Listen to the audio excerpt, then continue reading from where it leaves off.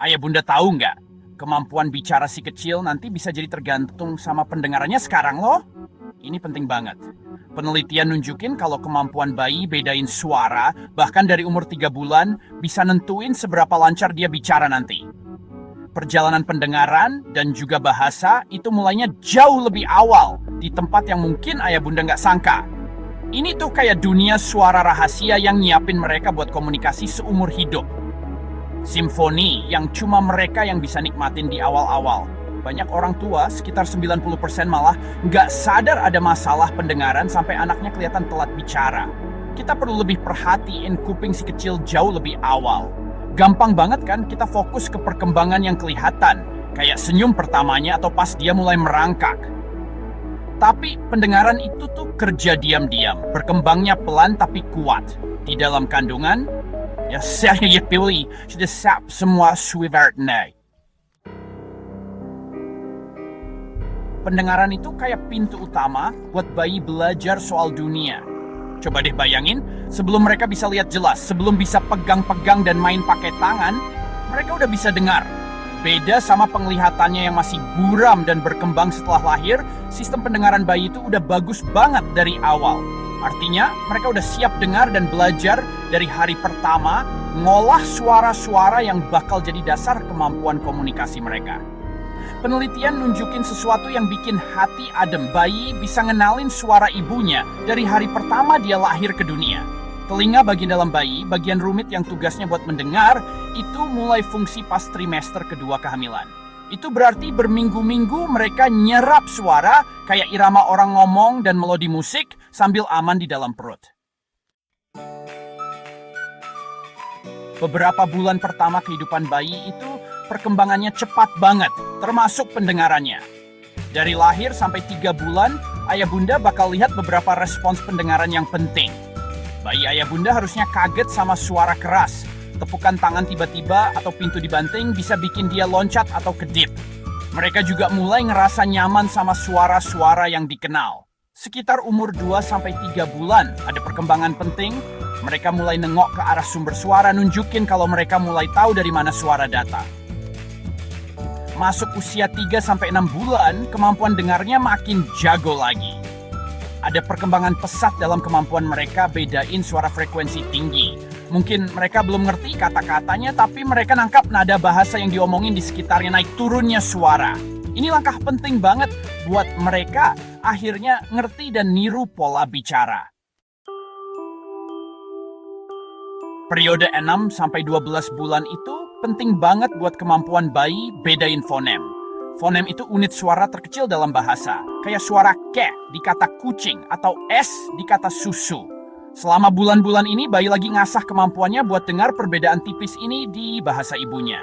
Kemampuan mereka nentuin lokasi suara juga meningkat pesat.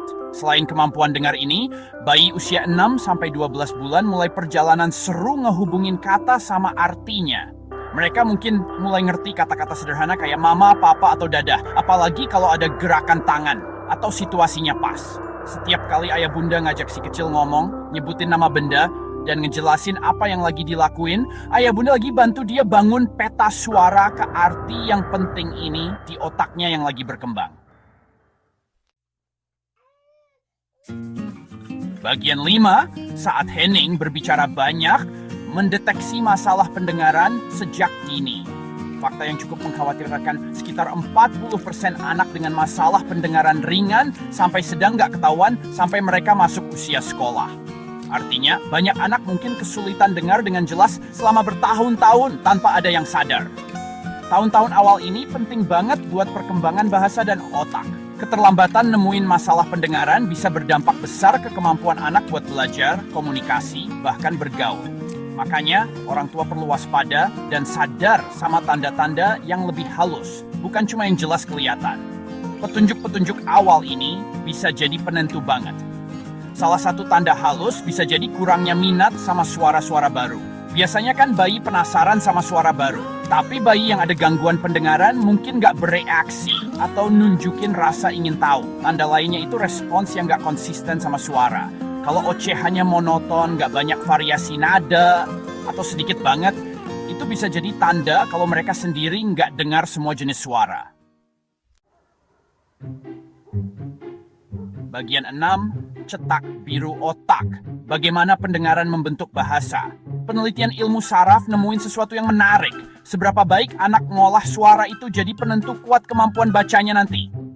Membaca itu intinya ngehubungin tulisan sama suara. Kalau otak nggak efisien ngolah suara-suara itu dari awal, ngebuat hubungan buat baca jadi jauh lebih susah.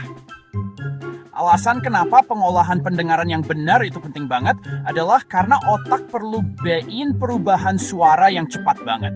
Buat bedain fonem kayak b dan da. Misalnya, otak harus ngolah perubahan terjadi dalam hitungan milidetik. Kalau sistem pendengaran bayi nggak nangkap perbedaan tipis ini dengan pas, kata-kata bisa kedengeran nggak jelas atau mirip banget. Ini bisa bikin susah buat ngebangun pemahaman bahasa lisan yang jelas, yang akhirnya ngaruh ke kemampuan mereka belajar bicara dengan jelas dan nantinya baca tulis dengan efektif. Bagian 7, menyimak di rumah cara seru meningkatkan pendengaran bayi. Orang tua punya peran besar banget dalam perkembangan pendengaran bayi. Dan kabar baiknya, nggak perlu alat-alat canggih kok. Salah satu cara ampuh itu interaksi serve and return atau saling merespons. Pas si kecil ngoceh atau ngeluarin suara, tanggapin seolah-olah lagi ngobrol beneran. Dengerin, terus balas ngomong. Bolak-balik kayak gini, bantu ngebangun sirkuit pendengaran penting di otak mereka dan ngajarin irama percakapan. Ide seru lainnya main tebak sumber suara. Sembunyiin mainan yang bunyinya pelan, kayak kerincingan atau mainan yang bunyi cit-cit, terus ajak si kecil nyari. Ini nguatin kemampuan mereka nemuin asal suara, yang penting banget buat ngerti omongan di tempat berisik. Kegiatan musik dan irama juga bagus banget. Penelitian bahkan nunjukin kalau kemampuan bayi 6 bulan bedain irama bisa prediksi kemampuan bahasanya pas umur 3 tahun. Bagian 8, mendengarkan dengan seksama, pemeriksaan dini dan kapan harus cari bantuan. Penting buat orang tua tahu kapan sebaiknya cari bantuan ahli soal pendengaran si kecil. Kalau bayi baru lahir, nggak nunjukin refleks kaget sama suara keras yang tiba-tiba, coba bilang ke dokter ya. Pas umur 4 bulan, kalau nggak ada respons yang konsisten sama suara, misalnya jarang nengok atau bereaksi sama suara ya bunda, ini alasan lain buat periksa. Sama juga, kalau bayi nggak nengok ke sumber suara pas umur sekitar 6 bulan, ini bisa jadi tanda ada masalah pendengaran atau nentuin lokasi suara yang perlu diperiksa lebih lanjut sama spesialis. Kalau bayi belum ngoceh dengan variasi pas umur sekitar 8 bulan, artinya ocehannya kedengeran diulang-ulang aja atau kurang variasi huruf konsonan dan vokal, itu bisa jadi tanda.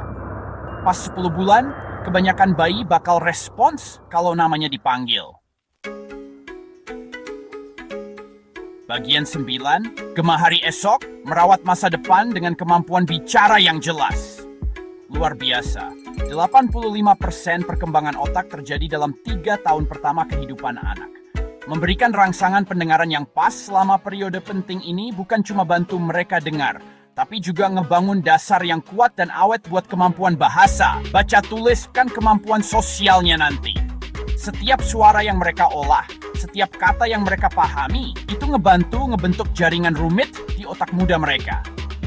Merawat pendengaran mereka itu sama dengan merawat potensi mereka buat terhubung, belajar, dan tumbuh kembang di dunia sekitar mereka. Orang tua juga bisa ambil langkah pencegahan. Misalnya, penting buat hati-hati sama obat-obatan ototoksik selama hamil dan buat bayi. Ini obat-obatan yang bisa ngerusak pendengaran. Selalu diskusikan risiko obat sama dokter ya. Ngelindungin bayi dari suara yang terlalu kencang, biasanya suara di atas 85 desibel. Kayak konser musik keras atau suara mesin, itu juga penting buat jaga pendengarannya yang sensitif. Pastikan anak dapat semua imunisasi yang dianjurkan. Ini juga langkah pencegahan penting. Beberapa penyakit anak kayak campak dan meningitis bisa nyebabin gangguan pendengaran dan vaksin bantu ngelindungin dari penyakit ini. Kalau ayah bunda ada khawatir, sekecil apapun soal pendengaran atau perkembangan bicara si kecil, jangan ragu buat cari saran ahli ya.